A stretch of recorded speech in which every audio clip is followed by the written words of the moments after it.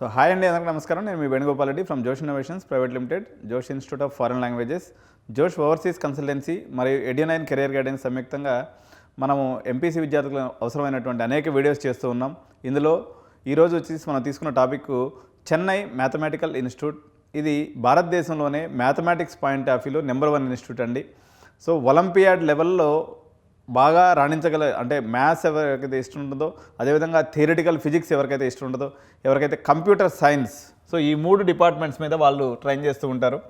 So mathematics and theoretical physics and computer science, ఈ మూడింటిని కలగలిపినటువంటిదే India's best mathematical institute, that is nothing other than that CMI.